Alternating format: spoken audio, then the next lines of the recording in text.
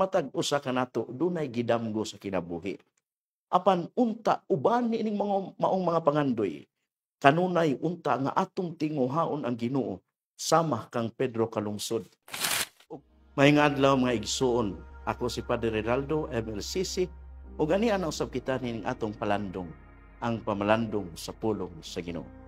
Diha sa atong ebanghelyo si Jesus miingon nga kung may buot mo sunod kanako, kinahanglan nga magdumili sa iyang kaugalingon, magpas-an sa iyang krus sa tanang adlaw ug mosunod kanako. Kini nagpahinumdom mga igsuon sa kinabuhi nga gibantala ni San Pedro kalungsod, kansang kapistahan atong gihandom karong adlaw, nga bisan pa man sa kalinghod sa iyang pangidaron, andam siya nga nisugal sa iyang kinabuhi diha sa pagsunod sa atong Ginoo.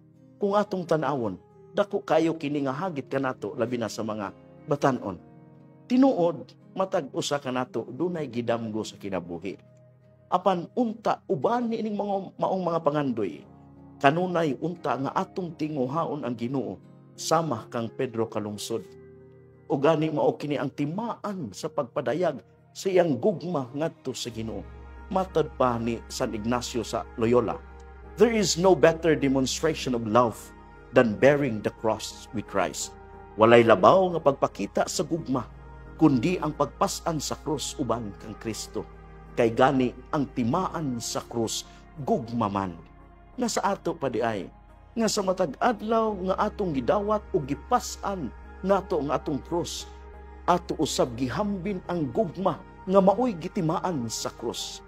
Kay si Santa Faustina nagkanayon, true love is measured by the willingness to suffer and to carry the cross. Ang tinuod nga gugma masinati lamang diha sa kasakit ug sa pagpas-an sa krus, ug dinhi nato masukod ang tinuuray nga pagsunod sa Ginoo. Hinaot paunta.